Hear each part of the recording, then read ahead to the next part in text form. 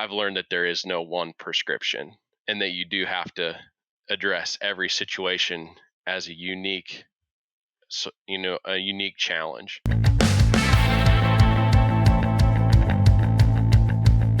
Welcome to the Beef Podcast. I'm one of your hosts, Brandy Buzzard, and it's my pleasure to bring you the trending issues and topics with the best and brightest minds of the beef industry. Today we have Travis Meteer, who is a beef extension educator for the University of Illinois. Meteer's extension programming involves nutrition, genetics, reproduction, grazing, and marketing in the areas of cow-calf, stocker, and feedlot production. He's also involved in planning and executing applied research at the University of Illinois off-campus research stations. Meteer grew up on a diversified livestock farm in central Illinois, and he continues to be involved in the family farm where they raise purebred Hereford seed stock and black baldy commercial cows in central Illinois. Welcome to the show, Travis. Yeah, thanks for having me. We are really excited to have you here, and it's good to have, I don't know that I've been able to do many interviews with extension educators, so I'm excited to have this to hear about applied hands-on work that you're doing with people out in the field. Just to get started off with, can you tell us a little bit about your background, how you got involved in this career pathway, and kind of your journey so far?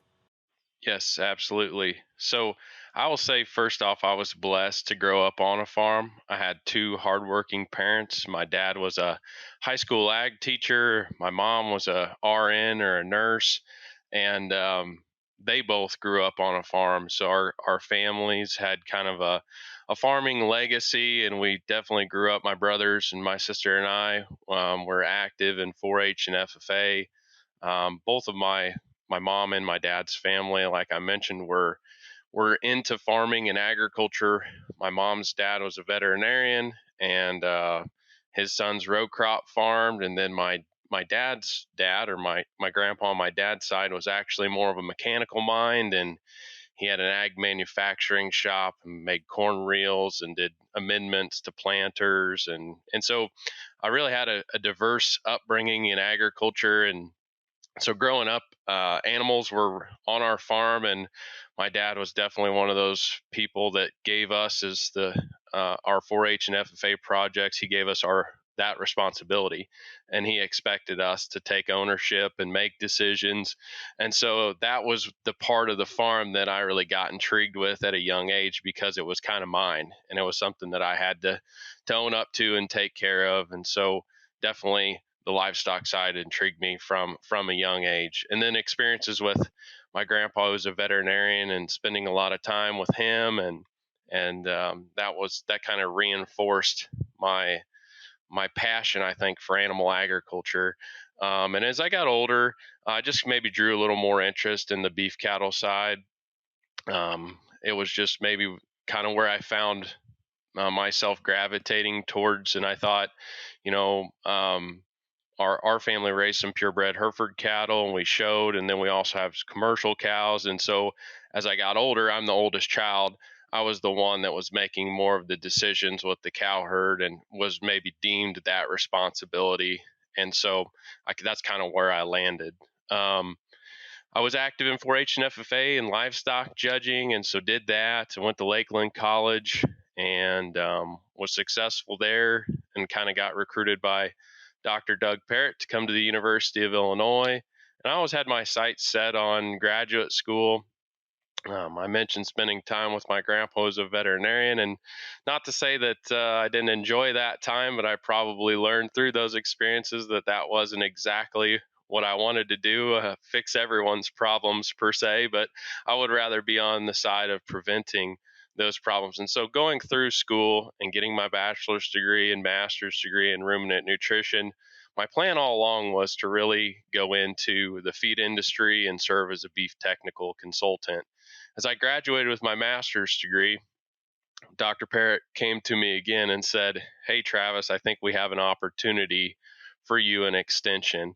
And so I'd never really thought about it much until that point. And I guess I actually had a job opportunity kind of already in my pocket to be a beef technical consultant in Eastern Iowa. And Dr. Parrott kind of grabbed me and pulled me away from that and said, "Hey, you need to be our beef specialist." And so that's how it kind of came about. I've had a long career so far. I guess I call it long, but started straight out. That's the position that I've held for the last going on 12 years, and I've enjoyed it quite a bit. Well, they just wanted to keep you in Illinois and not ship you off to Iowa. I feel like that's strategic. Yeah, he was extremely influential and somebody that I'd always looked up to and a great mentor of mine. And so it's hard to say no to him. And with that opportunity, certainly, it's been a blessing as well, giving me the opportunity to really expand my roots in Illinois and be a big part of the Illinois cattle industry. That's great. You were talking about the long line of agricultural, the agriculturalists that you came from on your sides of your family.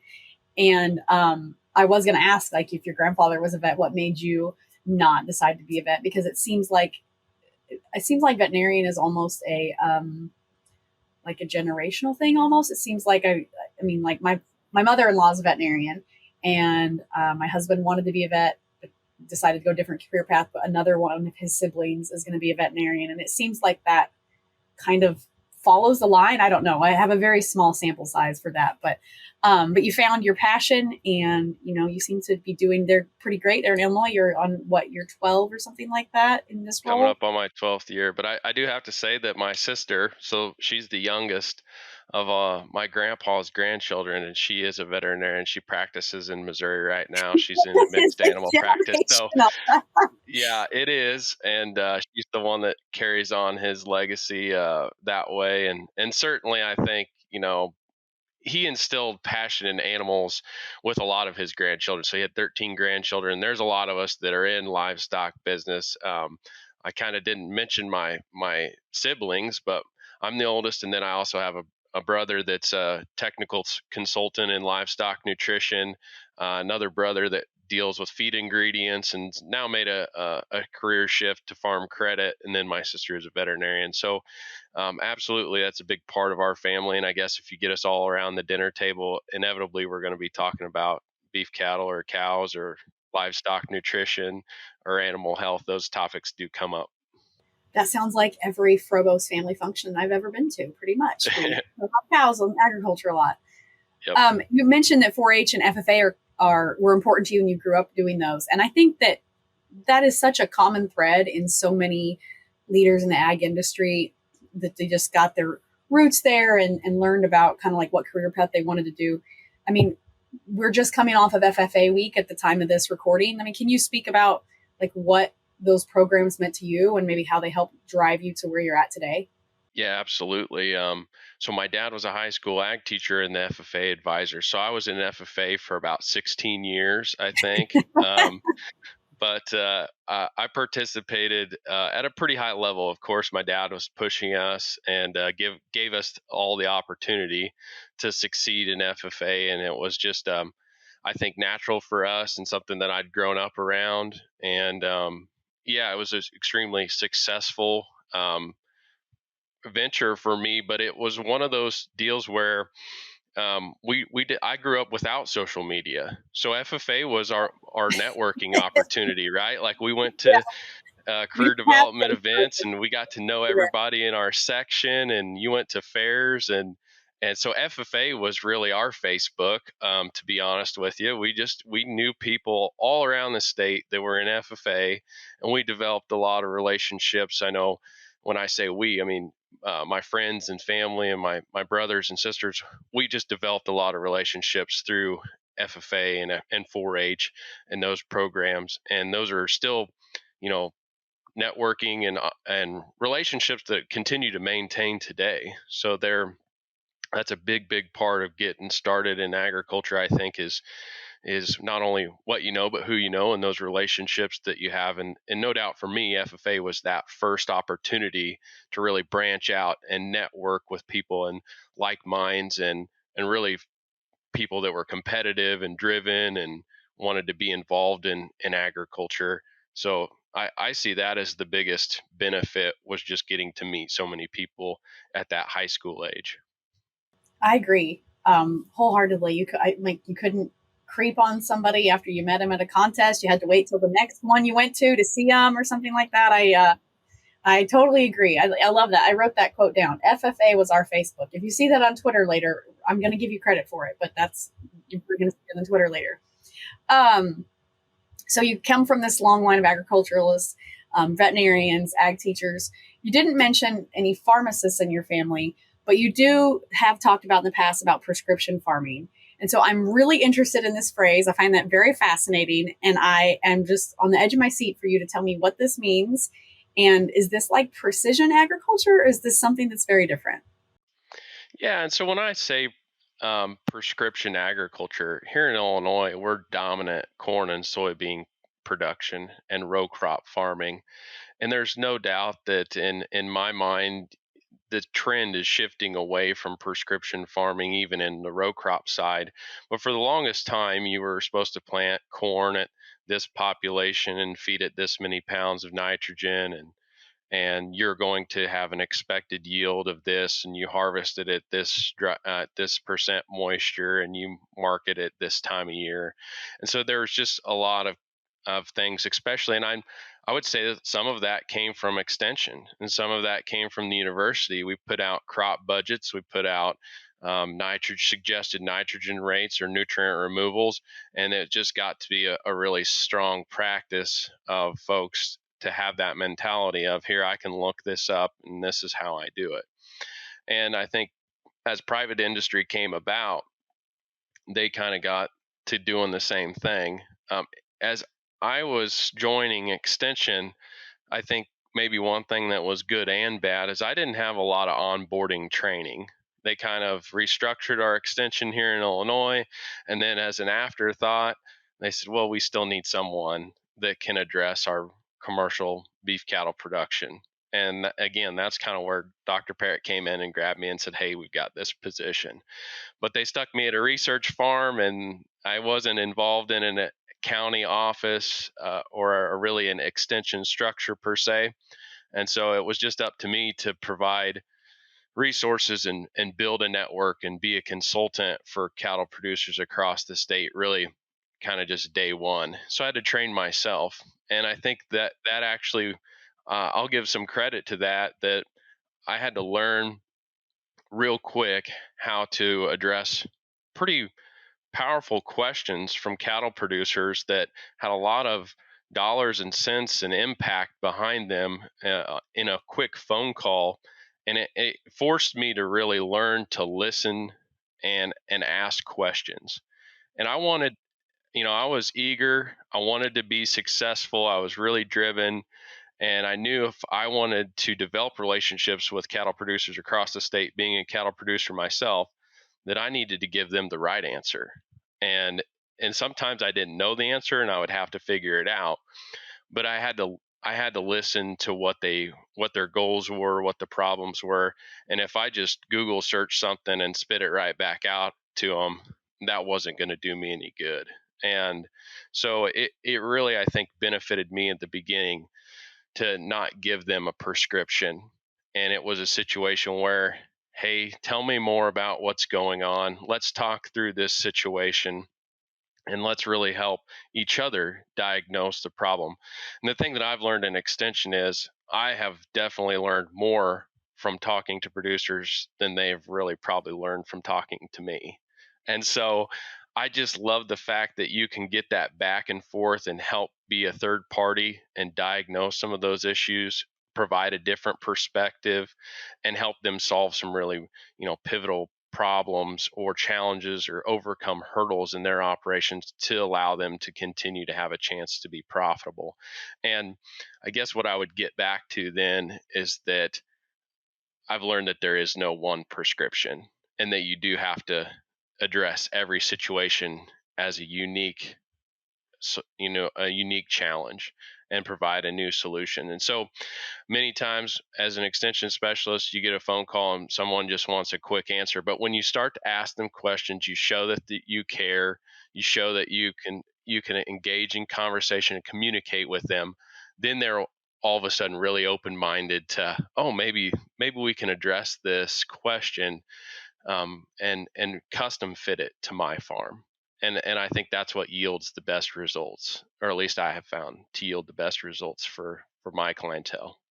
I think that's so true what you're talking about, listening and communicating. So I work in public relations and communications and do a lot of public speaking. And something that I always talk to people when I'm teaching a workshop or something is that we should be listening to understand and not listening to be heard. So listening to be heard is where, you're just waiting till they're done talking so that you can talk.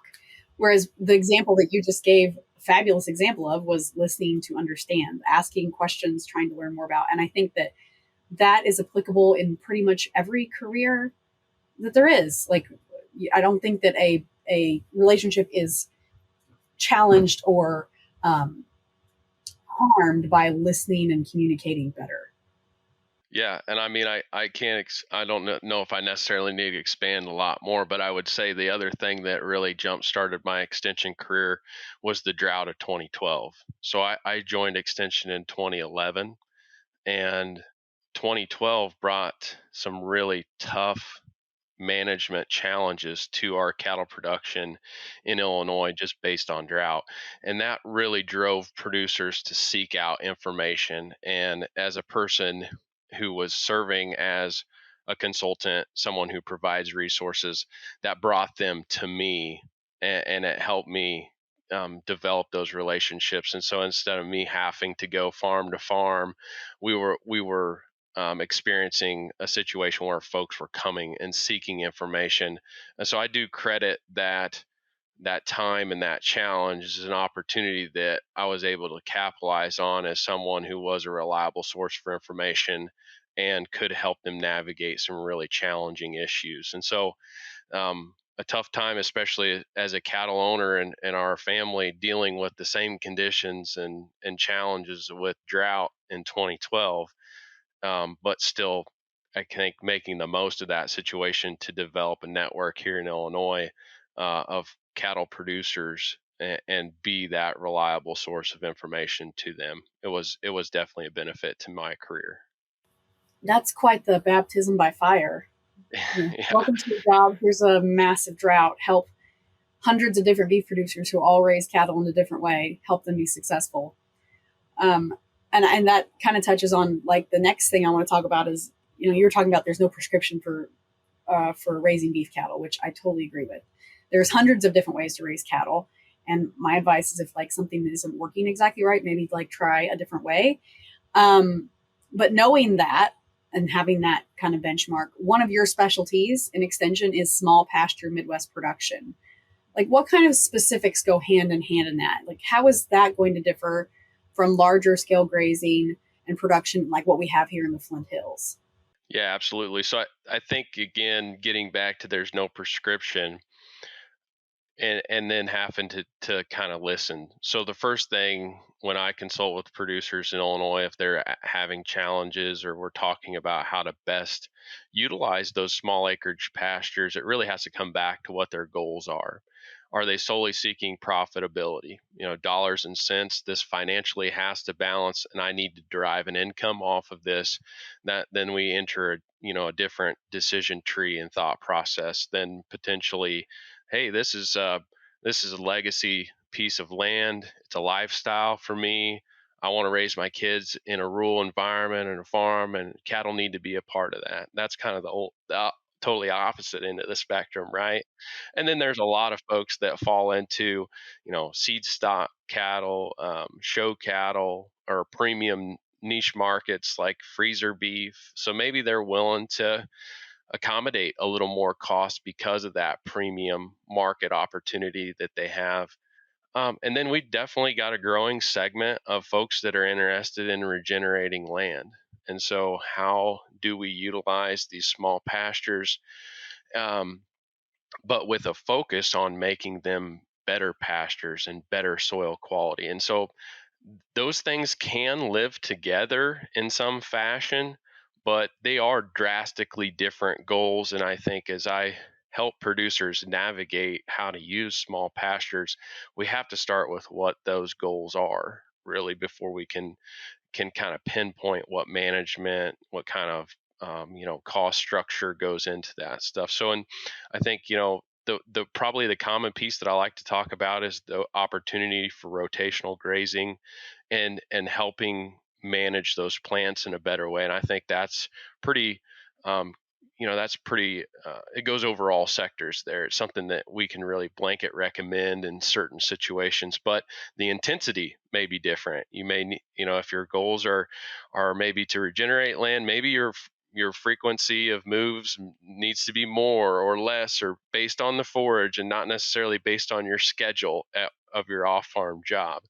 Profitability, I think, has been one that's been challenging, but in situations where you're trying to produce more with less, and we certainly would probably not advise you to go out and purchase the $5,000 seed stock cow that's 1,450 pounds if you're just going to feed her fescue grass, right? So if she's going to live on fescue and you're not going to feed her much and you want her to wean a big calf, then there's some genetic decisions that have to be made. And so all of those, I think there is a lot of decisions that producers have to make, but it starts with those goals. And then once we know those goals, then we can kind of custom fit what kind of cattle you need, how much fencing and infrastructure you need, what labor requirements will be involved, what kind of herd health practices you're going to use and invest in.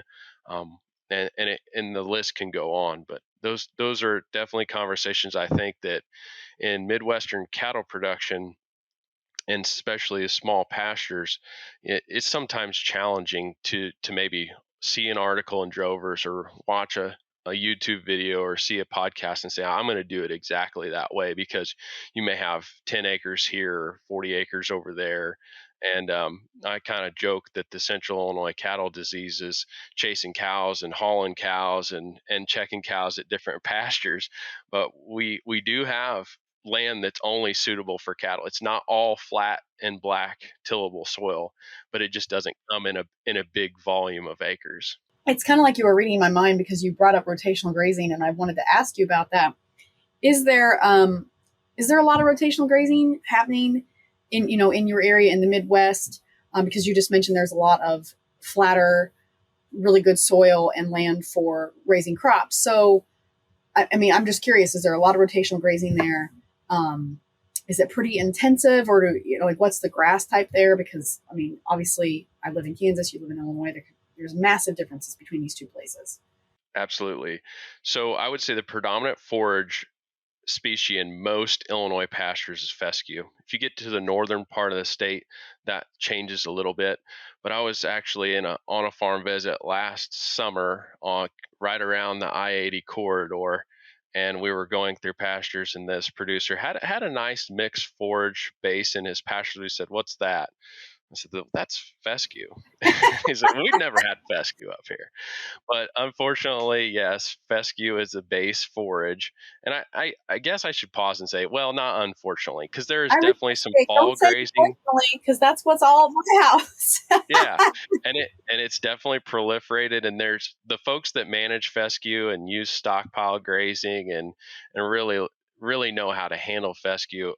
It's a successful forage, and they can make it work, right? But folks that abuse it and maybe don't know how to manage it, it does pose some health risks to cattle. The endophyte is definitely something that cattle fight, especially in the summertime with the issues with vasoconstriction and reduced blood flow. And so, if we're confounding animal health issues by poor pasture management and the presence of that endophyte infected fescue, there's no doubt that we can impact profitability in a negative way. And so, yes, I think rotational grazing is a big component of managing fescue and managing really any pasture.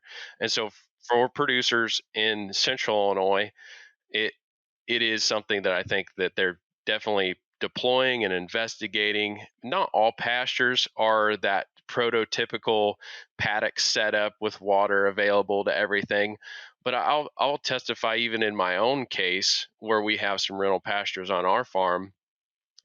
Gear drills and poly wire, and just maybe sectioning pastures off or maybe fencing them off instead of fencing them on if you've got limited water resources, and still allowing that pasture to rest. I think it can be as simple as a solar charger, portable posts and poly wire, and helping rest certain pasture areas. And I think that's going on in a big way. And it all comes back to the incentive to extend the grazing season we are blessed in Illinois to have abundant feed resources, but they still cost money. Right, They're still right. expensive. They are close though. They're right there. Yeah. That's interesting. We are very big on rotational grazing here at our ranch, and we started out with doing, I guess I don't know what you call the opposite of rotational grazing. We just turned them out on a big pasture that we had leased, and that was Yeah. Continuous stock grazing. continuous. Yeah, continuous grazing. Thank you. I write for a living. Can you tell? I couldn't think of the word continuous. We we were doing that, and so now we have switched to rotational grazing. Not only for our own benefit, but it's really benefiting the root systems and the overall soil health. And we've noticed a difference because of the drought this year. We've had to sacrifice some of the pastures at our own house because we had to bring the cows home early because even though we stockpiled the fescue, we ran out. But I think that's really interesting. You're talking about how it doesn't have to be really like cost intensive spend to do it. You can just run a hot wire and cross fence your main pasture, and as long as your cows are not jerks and are respectful, you're probably going to be okay, with fencing off that section. And I think I feel like when we were first talking about rotational grazing, I was just kind of overwhelmed. I thought, we're going to have to move them all the time. How do we do this? We don't have 57 different lots to put them in. And it does have increased management, but it's not as challenging as I had thought it would be. And so I think that's just something that I hope people take away from this conversation that you and I are having, is that, you can implement this. It's not going to be super cost intensive. It's going to take a little bit more time, but it shouldn't be just some big, scary, daunting thing. So I'm really glad that you elaborated on that. Yeah, and I totally agree. And one thing to follow up with is usually when folks just, even if it's just splitting a pasture, they see some benefit. And then they start to say, well, maybe if I split it again, or if I had another paddock, maybe I could see better results. And so it is, seeing the benefits of rotational grazing, or just at least resting forages, I think is something that can cascade and build on itself. And so, yep, doesn't have to be an RCS project and a bunch of money and fence building. It can be pretty simple, and I think then you can evolve it on your own and figure out, okay, maybe if I had a water point at the back of the pasture, that would allow me to use that area better. And then you look at investing in infrastructure. But just starting out, yep, it can be very simple and something that's, I think, easily deployable. Yeah, I like that. Easily deployable. So we're talking about grazing. There's not a lot probably right now, I'm guessing. And first day of March, I've never been so happy to see March. I despise February. Like, just it's like the August of winter. So we're not doing a lot of rotational grazing now where I'm at, but cornstock grazing is something that you have quite a bit of experience in. And I know that that's really prevalent here. And I'm assuming since you have all those feed resources you were just talking about in Illinois, that it's pretty prevalent there. Um, do you, do you have to encourage people to graze corn stalks there? Is that pretty well everybody knows to do that? Tell me more about that and your experience with getting that going, and I guess conversations you have with producers there. Because to me, I think people are pretty well entrenched in that in Illinois. Yeah. Well, and I wish I could say with absolute 100% certainty that I agree with that 100%. Unfortunately, I think there's a lot of folks in Illinois that derive most of their income from corn and soybeans, and if they are in a fall tillage program, they may look aside from corn stock grazing. But most of our cattle producers in Illinois that are row crop farmers see the benefit of reducing feed costs, extending the grazing season, and getting animals back on their row crop land. That cornstock grazing is something that they're definitely utilizing. So I've pushed cornstock grazing from day one, and it's definitely, I think, our low hanging fruit in Illinois. Yes, we do have some deep soils, and if you have a water location, or if you're hauling a little bit of feed to them as a supplement or around the mineral feeder, you can see the cows pug a field a little bit when it gets wet. We've done research though to show that those high traffic areas really, compaction can be relieved with one tillage pass. And in a large way, just general corn stock grazing, you're not going to see compaction negative impacts from compaction. And so we've got the research. A lot of that research has been done. Dan Scheich and myself got research projects at Dudley Smith Farm, and that's probably some of our deepest, darkest soils in the central portion of the state, and they tend to be wet. And so, if we can prove that there's not compaction issues and cornstalk grazing at that farm, I feel really certain that most areas of Illinois where we do cornstalk graze, we're not seeing negative issues. I think we've even seen maybe some benefits from reducing some of that residue if we're going back in with maybe corn on corn. And so there's some other potential benefits. And I think more and more research is coming out about integrating livestock into row crop production and kind of reinvigorating the land that way. And so definitely having some livestock on cornstalk fields, I think makes sense. But, cows don't eat everything that's there. So cornstalk grazing is just, I think, a no-brainer because the cows eat some remainder of the corn husk. They're not really eating much leaf, and they definitely don't eat the stalk. And so some people get concerned about, well, we're going to have cows out there, they're going to take everything off and a lot of removal. And that's just not the case if you're grazing cattle, especially in the fall and early winter period. You're just not going to have that. So I think maybe some issues if you do a total harvest with a mechanical, or you're processing some of your stocks with a chopping corn head and things like that. There are situations where you have to be careful of maybe removing too much or having too much degradation where you're uncovering the soil.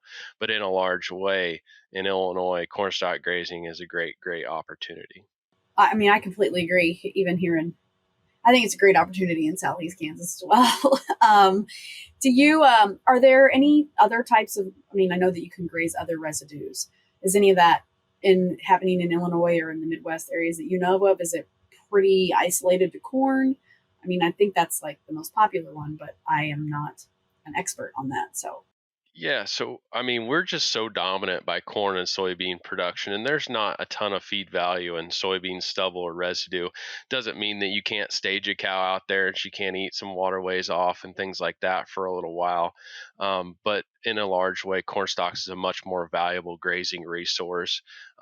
I guess one other thing is in Illinois, we have producers that will bale corn stalks and mechanically harvest corn stalks. And so um, straw is harder to come by, so we've even used corn stalks for bedding. A lot of our feedlot operators, corn stalks is the most readily available bedding if they've got a bed pack barn, or even folks that are calving cows. And you just mentioned, here we are March 1st. Well, in Illinois, that means we're probably dealing with some mud, and so having a few corn stalk bales to keep cows out of the mud's not a bad thing either. So there's definitely opportunities there. I think in the mechanical harvest side, we've investigated from a research standpoint some alternative methods too. So we've harvested corn stalks after a high moisture corn harvest. We've actually windrowed them and chopped and bagged them.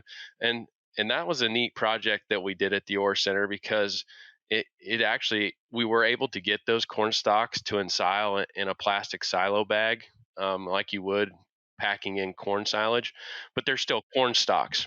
So the nutrient value is going to test like a corn stalk you would imagine it to. So 4 or 5% crude protein, pretty moderate energy level. But we were able to reduce the waste. So many of our cattle producers that maybe feed stocks, corn stalks, they complain about the waste. Well, the cows only eat 2/3 of the bale. I have a third of the bale that's a remainder and it's waste. And that is, that's pretty common, but some of them move the bale feeder and utilize that for bedding. Some folks chop and grind that, or I should say, just use like a tub grinder and grind those stalks and incorporate them into a TMR so they have less waste. But I think going forward, it doesn't take a lot of time and energy and research to figure out that hay prices are getting higher. You can go on Facebook Marketplace and see that, oh no, every bale of hay is $80 a bale, and it used to be $35 or $40 a bale. And so utilizing these alternative crop residues or alternative forages, I think, is going to be a growing component of how we feed a beef cow, especially in the Midwest. yeah, it's interesting that you were talking about using the corn stalks for bedding because my in-laws, they have one of those like I don't know the exact term you used, but they finish cattle in a barn for part of the winter, and they do use the corn stalks for bed pack. And my father-in-law, he also bales a lot of corn stalks for other people. So there's definitely ways to get as much value as possible out of every part of the plant and the agricultural production process, which I think speaks a lot to the efficiency and the resourcefulness not only of our industry as a whole, but just of farmers and ranchers. And so you brought us up on this semi-confinement discussion topic. I'm guessing there is a little bit more of that where you're located, maybe due to two things: space, and then also precipitation. You mentioned mud. I know what I feel your muddy pain. It is muddy at my house. Like November through May, it is muddy, and I don't complain. I try not to complain about mud because it means we have moisture. And in July and August, I would love to have mud. So, um, what kind of benefits and drawbacks do you, in your experience, have you seen with like semi-confinement of cattle? Is that something where it's a winter only thing, spring? Like, what can you share with us about that? Because I'm sure some of our listeners don't have that experience.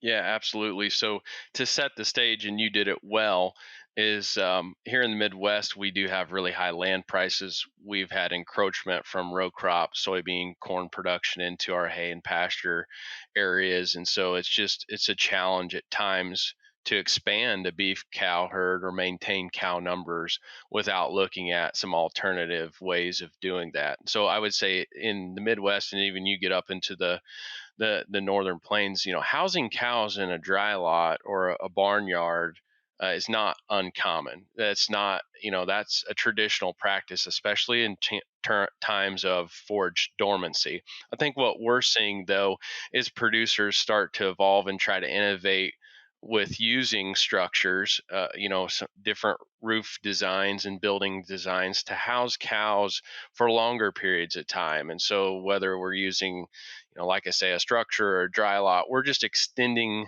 the period of time where those cows are in some kind of semi-confinement area. Like we've already discussed, though, we may have corn residue or crop residue to graze. We may have cover crop opportunities on our tillable land. We can still get grazing days into the year. They may just not be that traditional summer pasture type of grazing days. And so in Illinois, we've done some research at the Ore Center again with looking at extended dry lot housing of beef cows, and what we can say is that it you can make it work. And there's definitely other research centers across the United States that have done extended dry lot cow housing research, and I think they would all say you can make it work. It's just a different management scheme. There's different sets of challenges. Things that we've learned are we can really control that cow performance, and so a TMR ration delivered to that cow, we know exactly what's going on there. Our nutrition is good, so cow weights and body condition scores are maintained. We've got good milk production, and we're not dealing with maybe that drought scenario or limited forage availability because Mother Nature has restricted us. We do probably see a little more lameness though, and I think it's something that cattle producers are definitely working with their veterinarians pretty closely on preventative medicine and controlling scours and things like that if we're calving in confinement, making sure that there is plenty of clean bedding and good ventilation in those barns. So there are some things to consider there. I think one of the most interesting things that we've gathered though is there are some changes in behavior, especially in the calves.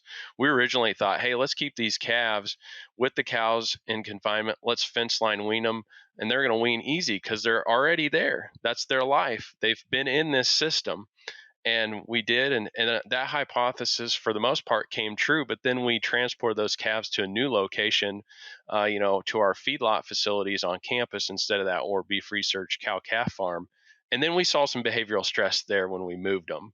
And it would make sense, I guess, as we look at it in retrospect, that if you change that animal's environment and you maybe they haven't been accustomed to that change, that there'll be some behavioral stress. But so there's some things there that maybe we didn't foresee, but probably make sense. Those calves have never been more than about 10 feet from their mother, or maybe 20 or 30 feet. So they just never broke that bond. The cows out on pasture, especially in drought years, those calves can almost wean themselves, right? And so even if we just did a fence line wean, um, again, those calves have been off on their own. They've been kind of weaned from their mother just based on the environment. So there are some things that to consider there. One other venture that we've had this past summer was to talk with producers that are doing this. So early adopters of these alternative systems. So we visited 20 different farms across the state of Illinois and interviewed producers, and we found out, that most of them not keeping cows in there 365 days a year. They're kicking them out to crop residue, or cover crops or some pasture, but they've definitely learned how to make that system work. And so I'll just leave it at that. I think that's a great conclusion that it can work. And it depends on what you're comparing it to. If you're comparing it to an extensive system of long time owned acres or lower pasture rent costs, it's probably not the most economical. But in certain, I guess, certain areas of the United States where you have limited land, you have higher land costs, it can be an opportunity for you to expand the cow herd or maintain your cow numbers.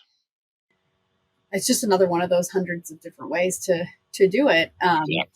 It's and I just have to imagine that. I mean, the more you can keep, like right now, if I had more dry lot space at our house, well, dry lot is a relative term. It's not really dry, but had more lot space, like we wouldn't have them on the pasture. We would be able to really rest that pasture that we're now sacrificing if we had a little bit more space to keep them a little bit more semi-confined, because then they wouldn't be on the grass all the time. So that's definitely got to, I would imagine, got to be a big benefit, is that they're not out there chopping up the ground with their feet, with their pointy feet, and messing up the root systems and things like that, and nubbing down the grass. Like, we've started to get a little bit of grass coming up here, but it's not getting very long before they get to it. But they just don't have anywhere to go because they're, again, like, we're sacrificing. So that's got to be another benefit, I would imagine. Yeah, and I would say, yeah, dead on. Mud is an issue. And so if you're trying to calve cows in mud or house cows where they're standing hock deep in mud, then, you know, an alternative housing system, putting them in a hoop barn or under a monoslope roof or in even a concrete dry lot, you're going to have better cow performance. You're going to have better results. So again, it comes back to what you're comparing it to as to whether it'll work. But I do think that it's something that producers can use, to make sure that they have an opportunity for profit and an opportunity to continue to maintain their cow numbers. Yeah. And the nice thing is that nothing has to be forever, right? You could do it for 2 years to get, to be a chapter in the production story. And then if you don't need it the third year, then you don't do it. You can always go back to it. I think that's one of the great things about the flexibility of our industry, is being able to change and pivot so easily. So that's honestly, we've kind of come full circle here. We've talked about grazing and semi-confinement and prescription farming. Is there anything that we haven't talked about that you maybe want to not get off your chest, but you know what I'm getting at? No, I think the other thing, and this would kind of be another area, but I do think there is opportunity for cover crops. So we do have those really productive soils in Illinois, and so how can you incorporate cover crops into a system where you can extend your grazing season? Are there opportunities to then maybe utilize manure?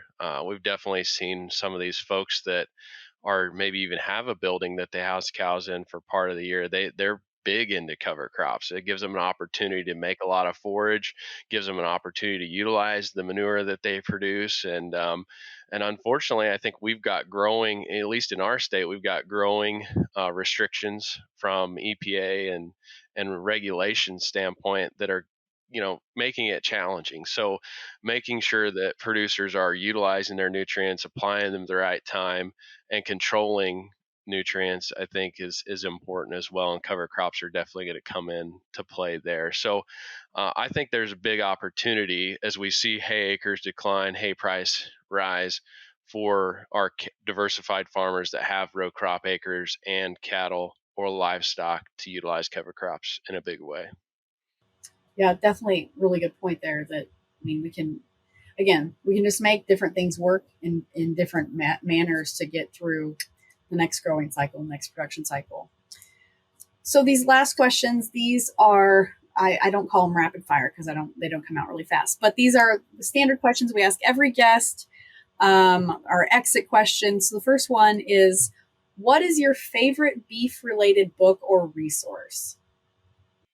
Yeah, I don't read a lot of books, but I do read a lot, whether it's on my phone, online, or trade publications. I do try to listen to podcasts too. So, um, BCI Cattle Chat, Working Cows. Those are a few of my favorites. I do like to push myself to read about things that maybe are a little unconventional to me.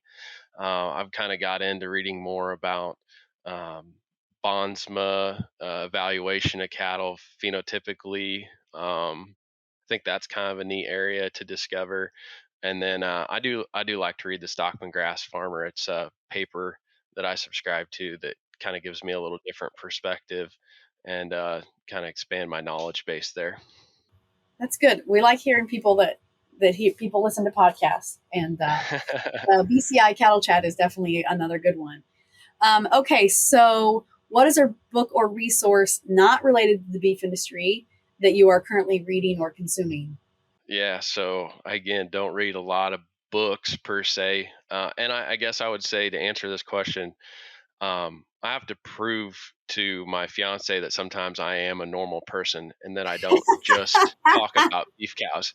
So because it's my job and a little bit my passion, and I definitely help manage our herd and spend a lot of time on the weekends with our cows and mornings and evenings before and after work, it's probably important that I prove to her that I'm a normal person. So I like to watch college basketball. I'm getting excited for March Madness that's coming up. I don't know if you're a football fan or not, but I highly recommend the New Heights podcast with the Kelsey brothers. Even Okay, if you're not a cool. Philly or a Chiefs fan, it's really, really good. So if you're looking for something else sports related once March Madness is over, that's really good. Okay, great answers. And then so the last one is, what trait do you find admirable in other people that has helped them reach success? Yeah, I don't know if it's just one trait. Um, Again, I'm pretty guilty of using beef cattle analogies. And if I'm going to pick out a bull or something, I'm not just going to look for one trait. But I think to be successful, obviously, it takes a lot. But I do think having a lot of passion, being driven, and engaged. I think in our society today, you have to spend the time to be engaged in what you're doing. There's a lot of ways to get distracted, but if you're passionate, you're driven. I think being engaged kind of is that next piece to the puzzle, and that'll lead to success. I wholeheartedly agree, as do probably many of our listeners as well, because if you're going to be involved in the beef industry, you have to love it because it's very challenging and trying at times. For sure. Well, that is all we have for today for you. Thank you again for joining us on the Beef Podcast Show. If people want to learn more about you or the work you do or find you maybe on social media, do you have any profiles that they can follow that you want to share with us? Yeah, I don't have them written down, but absolutely. So, because I work for the University of Illinois Extension, you can search our SAF listing and find my contact information there. Yes, I'm on social media, and folks can find me there. But yeah, I'd be glad to network and be a resource for cattle producers, no matter where they're at. Great. Well, you heard it, folks. You can look him up on the University of Illinois system and find him on social media. Thank you, Travis, for joining us on the Beef Podcast Show. And to our audience, we look forward to talking to you next week. Thank you.